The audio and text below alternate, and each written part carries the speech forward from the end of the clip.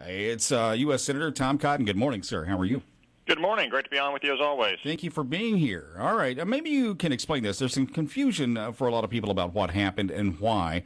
The State Department did some edits involving videos with Iran. What was this all about, and what's the issue here? Well, this is just another in a long pattern of this administration misleading the American people about their nuclear deal with Iran and their broader diplomacy with Iran. This is probably 3 years old now, Kevin, 2.5 years old.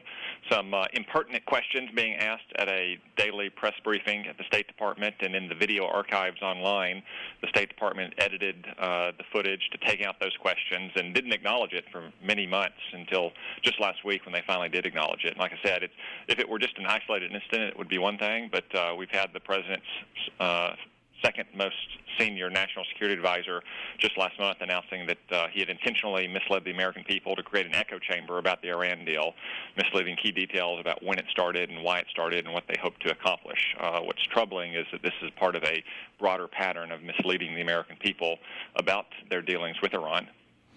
This has caused an issue, too, and as I understand it, other lawmakers have called this out, haven't they? Oh, absolutely, Kevin, both in the Senate and the House, and frankly, both parties. I think we'll see hearings in the coming weeks before we go out into the summer recess next month on this very issue to figure out exactly what was happening at the State Department and if this is an indication of a deeper problem at the State Department with their public diplomacy as well. Senator Tom Cotton, you had a chance to visit with some of the guys at Boys State. Yeah, last week I went to both Boys State and Girls State. It's always a fun time for me. I was a delegate at Boys State 22 years ago, and I went back as a counselor for 4 or 5 years, and now my dad himself is on the Boys State Commission. So I always enjoy visiting with these very impressive, very accomplished rising high school senior boys and girls, and just thank them for their interest in our democracy and public service, and to encourage them to become the next generation of American leaders, because our generation needs them, whether they're going to be in the military, in politics, in business, local community leaders. We need young men and women who love their country to take on the burdens of leadership. Senator Tom Cotton, what are you working on there in the Senate prior to the recess? Some of the big things that you'd like to see accomplished between now and then? Well, one of the biggest bills we'll do this week is the National Defense Authorization Act. This is the annual bill that provides our troops with the funding, resources, and the policies that they need to help keep us safe.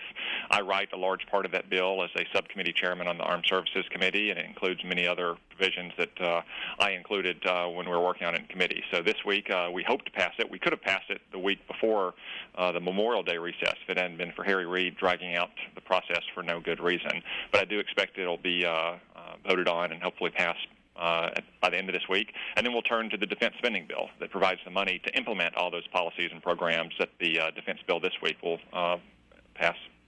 You had some very pointed things to say about Harry Reid last time we had a conversation. Are you guys getting along any better?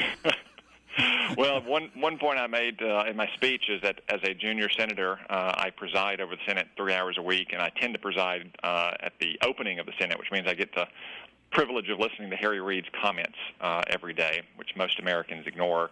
And I would note that yesterday was the first time since I made my remarks about Harry Reid and his legacy, that he spoke while I've been in the chair, and he didn't say anything about me or to me. So maybe he's moved on. Guys go to dinner or something. Well, I'll get the last word if he wants to continue. Maybe he realizes that. But if it takes until January 4th, 2017, when he's out of Senate, I'll have the last word on his legacy. I can assure you of that. Senator Tom Cotton, we don't have a chance to talk too much about personal stuff. I mean, how's life and how's the family? Oh, it's great. I was traveling overseas in the second half of last week. I was in Hawaii to visit some of our troops there for a few hours, and then on to Singapore, where I met with many Asian leaders about the risk that China poses, which is very important. We had a great delegation led by John McCain of 7 senators, but it's always a little hard to be away from my wife and my little man for that long. So I'm glad to be back home and be around them. How is that little guy? How's he doing? He's great. He's starting to get in trouble, though. We just discovered that he has the ability to climb now, and we found him on top of a dresser. Yeah. You should have asked me about that. It doesn't improve. U.S. Senator Tom Cotton, thanks so much. Appreciate it. Thank you. Y'all have a good week. You too. 727 at News Radio.